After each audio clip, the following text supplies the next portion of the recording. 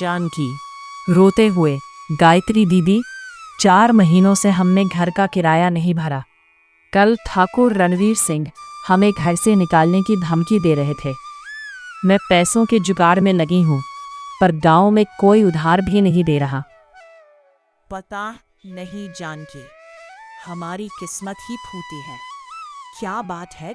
जो भी काम शुरू करते हैं, चलने से पहले ठप हो जाता है। अगर ऐसे ही चलता रहा तो इतने सारे कर्ज कहाँ से भरेंगे हम? गुस्से में अचानक बाहर से तेज आवाज आती है। ठाकुर रणवीर सिंह चिल्लाकर, बाहर निकलो तीनों की तीनों। क्या बात है ठाकुर साहब, इतनी सुबह सुबह हमारे घर कैसे आना हुआ? बहुत हो गया, अब तुम तीनों इस घर से जल्द निकल जाओ। पर क्यों ठाकुर साहब, आखिर हमने किया क्या है? तुम तीनों महारानियों ने पिछले 4 महीनों से किराया नहीं भरा है। अब मैं तुम्हें और मोहलत नहीं दे सकता। ऐसा ना कीजिए ठाकुर साहब, हम पर दया कीजिए। हम कहाँ जाएंगे? ये सब तुम्हें पहले सोचना चाहिए था। मुझे और कुछ नहीं सुनना। निकल जाओ मेरे घर से। ठाकुर तीनों बहनों को निर्दयता से घर से निकाल देता है। तीनों बहनें सिर पर गठरी रखे भटक रही हैं। आज हमें घर से निकले पूरे 3 दिन हो चुके हैं। हम और कब तक यूं ही भटकते रहेंगी जानकी? गायत्री, हिम्मत मत हार जानकी, हमें कहीं ना कहीं रहने का आसरा मिल ही जाएगा। मुझे नहीं लगता कि ठाकुर साहब ने हमें सिर्फ पैसों के लिए निकाला है। जरूर बात कुछ और है। भला आपको ऐसा क्यों लग रहा है दीदी? वो इसलिए क्योंकि जब हम घर से निकल रहे थे तब उसके चेहरे पर एक अलग ही मुस्कान थी। ऐसा लग रहा था जैसे हम उसे पैसे दे भी देती, फिर भी वो हमें घर से निकाल ही देता।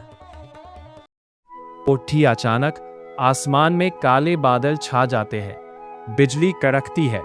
तीनों जंगल की ओर भागती है। सावित्री, जानकी, ये देखो, यहाँ इतनी बड़ी खाली जगह है। हम यहाँ अपने रहने के लिए एक झोपड़ी बना। तुम सही कह रही हो। इससे पहले बारिश शुरू हो जाए, हमें जल्दी से झोपड़ी बना लेनी चाहिए।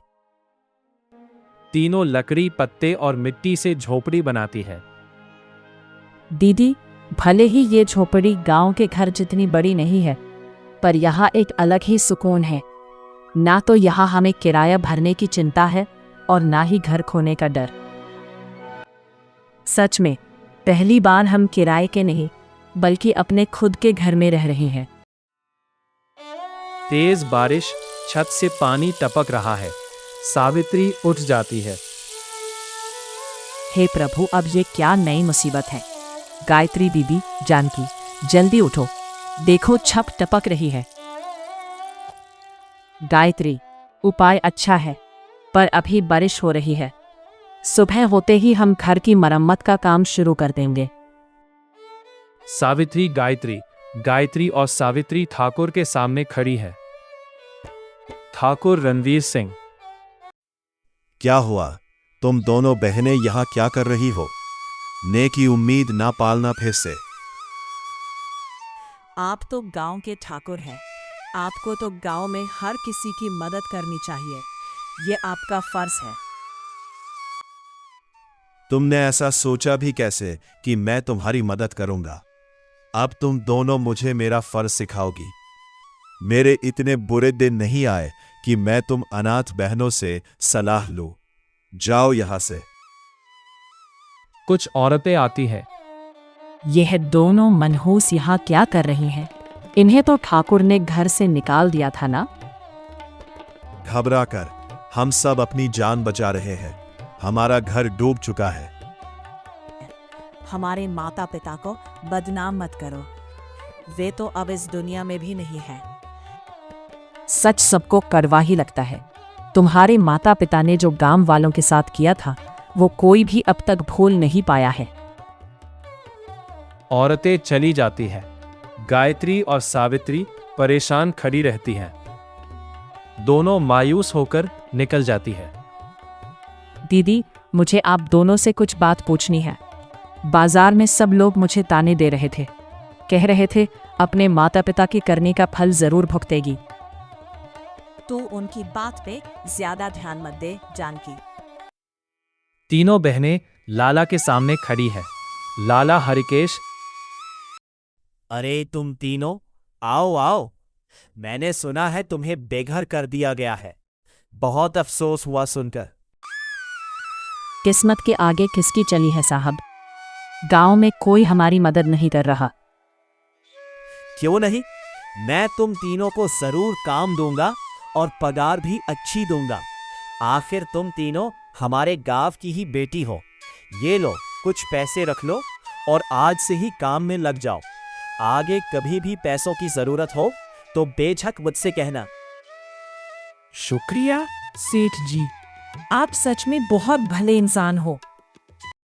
पूरा गांव पानी में डूबा है। गांव वाले जंगल की ओर भाग रहे हैं। ठाकुर रणवीर सिंह, हम सब अपनी जान बचा रहे हैं। हमारा घर डूब चुका है। जो जैसा करता है उसके साथ वैसा ही होता है। एक समय आपने हमें बेघर किया था, आज भगवान ने आपको कर दिया। सभी गांव वाले झोपड़ी में आ जाते हैं। झोपड़ी के बाहर दिन, बारिश रुक चुकी है। ठाकुर हाथ जोड़कर खड़ा है। हमारा घर डूब चुका है। माफ कर देना तुम तीनों। हमने तुम्हारे साथ बहुत अन्याय किया है। हमने तुम्हारे माता पिता की गलतियों की सजा तुम तीनों बहनों को दी। तीनों बहनें शॉक्ड हो जाती हैं। तभी पंडित दीनानाथ आते हैं। पंडित दीनदयाल, वे दोनों सच्चे थे। असली चोर लाला हरिकिशन है। उसने चोरी करके तुम्हारे माता पिता को फंसा दिया। मुझे पता है, माँ कहा करती थी कि हमारे घर के आंगन में गांव की धरोहर छिपी है। सिर झुकाकर तुम्हारे माता पिता ने सालों पहले मंदिर के गहनों की चोरी की थी। तुम्हें खजाना नहीं, हथकड़ियां मिलेंगी सेठ। पर उसने तो हमारी मदद की थी।